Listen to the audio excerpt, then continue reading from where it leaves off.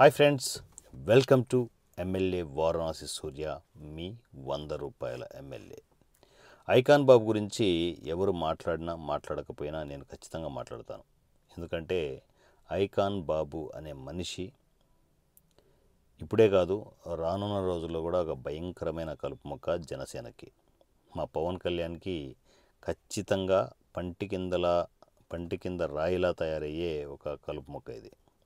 అందువల్లే ఎప్పటికప్పుడు పచ్చి నిజాలు చెబుతూ ఈ మనిషిని ఎప్పటికప్పుడు ఎండగట్టే ప్రాసెస్ నేను తీసుకుంటూ ఉంటాను, ఎవరికి నచ్చినా నచ్చకపోయినా. అయితే ఐకాన్ బాబు చుట్టూ కోటరీ ఉంది. ఓ ముగ్గురు మనుషులు, నాకు తెలిసి నా భాషలో చెప్పాలంటే ఈ ఐకాన్ బాబును చెడదొబ్బుతున్నారు, భయంకరంగా చెడదొబ్బుతున్నారు. ఎందుకంటే లేని ఆ హీరోయిజాన్ని అంతా దానికి ఆపాదించి నువ్వు దేవుడివి, వీరుడివి, సూర్యుడివి అని చెప్పేసి పైకి ఎత్తేసి వాళ్ళు తమ పబ్బం తాము గడుపుకుంటూ ఉన్నారు. వాళ్ళు మెల్లమెల్లగా ఎదుగుతూ ఉన్నారు సినిమా ఇండస్ట్రీలో. ఒకానొక స్టేజ్లో ఈ ఐకాన్ బాబు తెలియట్లే, వాళ్ళు ఐకాన్ బాబును వదిలినా ఆశ్చర్యపోనక్కర్లేదు. వాళ్ళు ఎలా అంటే వాళ్ళ ప్రొఫెషన్లో చాలా స్ట్రాంగ్గా డెవలప్ అవుతున్నారు, ఫైనాన్షియల్గా డెవలప్ అవుతున్నారు, సర్కిల్ని చాలా జాగ్రత్తగా మెయింటైన్ చేసుకుంటున్నారు.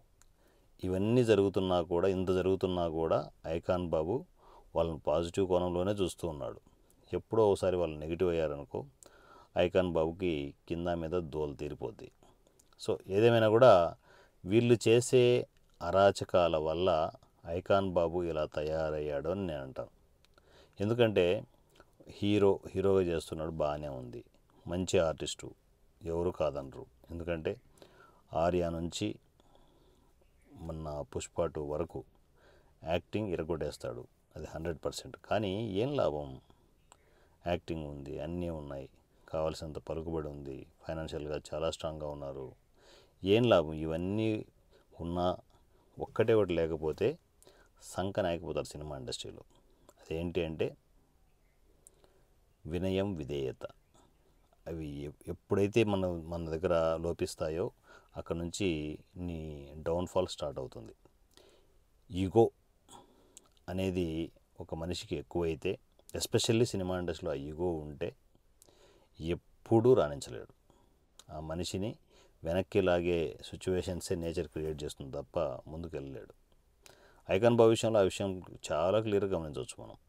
ఎక్కడ లేని ఈగో, ఓవర్ పబ్లిసిటీ, మితిమీరిన పబ్లిసిటీ కావాలని అనుకోవడం, తనకు తనే డబ్బాలు కొట్టుకోవడం. ఎప్పుడు కూడా సినిమా ఇండస్ట్రీలో మనం డబ్బాలు కొట్టుకోవాల్సిన అవసరం లేదు. మనం చేసే పని చెప్తుంది. మనం చేసే పని అక్కడ మాట్లాడాలి, అంతే తప్ప మనం మాట్లాడకూడదు. కానీ ఐకాన్ బాబు చుట్టూ ఉన్న డబ్బా బ్యాచ్ ఏం చేస్తున్నారంటే డబ్బాలు కొడుతూ దబ్బడని కొడుతూ ఐకాన్ బాబును ఆలోచించుకునే ఆ టైం కూడా ఇవ్వట్లేదు వాళ్ళకి. ఐకాన్ బాబుకి ఆ టైం కూడా ఇవ్వట్లేదు వీళ్ళు డెవలప్ కావడానికి ఐకాన్ బాబును నాకు తెలిసి పనంగా పెట్టి, అడ్డంగా పెట్టి వాళ్ళు డెవలప్ అవుతున్నారు. సో కొందరు డైరెక్టర్ల రూపంలో ఉంటే, కొందరు ప్రొడ్యూసర్ల రూపంలో ఉంటే, రకరకాల సిచ్యువేషన్స్లో ఆయన చుట్టూ కోటరీ ఏర్పాటు క్రియేట్ చేసుకొని ఐకాన్ బాబు కంటే తోపెవరు లేరు అన్నంతగా బిల్డప్ ఇస్తూ ఒక రకంగా తన మెంటల్గా చాలా డిస్టర్బ్ చేస్తున్నారు. సో ఈవెన్ మెగా ఫ్యామిలీ నుంచి కూడా వీళ్ళు డివైడ్ కావడానికి ఈ ముగ్గురే కారణం.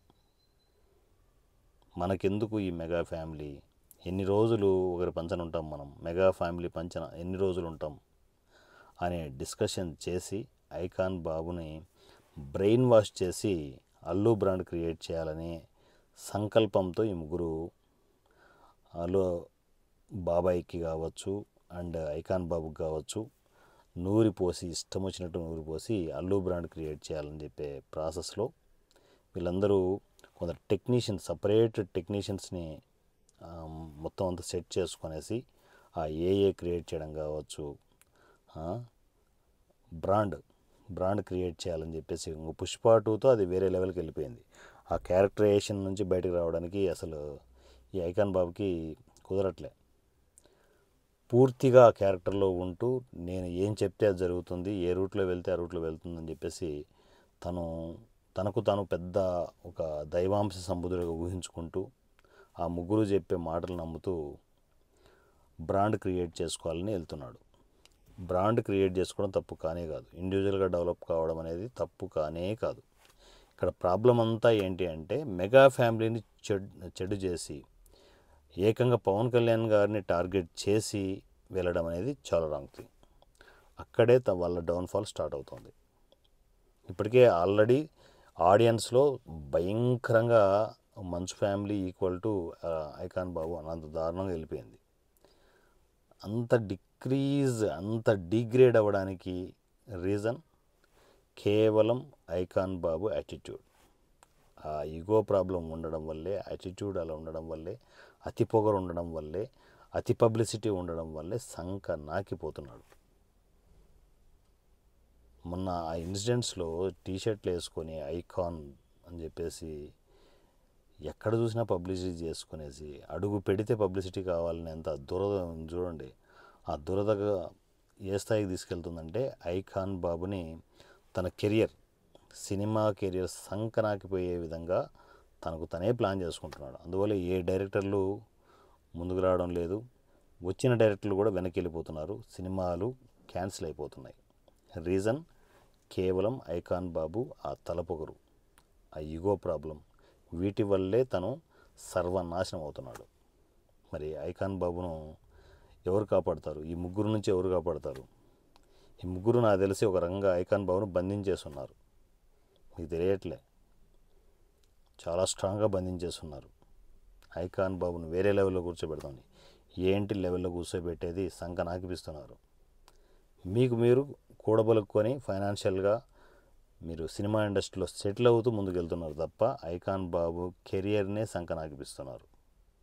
మీరు ముగ్గురు ఉన్నంత వరకు, ఈ ఐకాన్ బాబు చుట్టూ ఈ ముగ్గురు ఉన్నారు.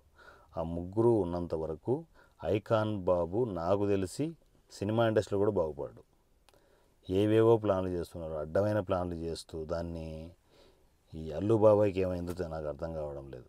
ఇప్పుడు ఏకంగా వార్ క్రియేట్ చేస్తూ mega family versus Allu family అని చెప్పేసి క్రియేట్ చేసుకుంటూ ఒక మాయలో ఉంటూ అబ్బా కొడుకులు బతుకుతూ ఉన్నారు. సో నాకు తెలిసినంతవరకు వాళ్ళ మాయలో ఉన్నంత వరకు వాళ్ళ జీవితాలు బాగుపడవు. సో ఏదేమైనా కూడా ఐకాన్ బాబు నీ పతనం గ్యారంటీ కన్ఫర్మ్. ఎందుకంటే నువ్వు మారుతావు అని మేము అనుకోము. మా పవన్ కళ్యాణ్ టార్గెట్ చేస్తే మాత్రం ఇలాగే ఉంటుంది వ్యవహారం. సో ఏరి కోరి గెలుక్కున్నాం అలాంటి వాళ్ళని మేమంత ఈజీగా వదిలే వ్యవహారం కాదు. ఎవరికి నచ్చినా నచ్చకపోయినా ఐకాన్ బాబు మీద వీడియోలు కంటిన్యూ అవుతూనే ఉంటాయి. నా పేరు వారణాసి సూర్య.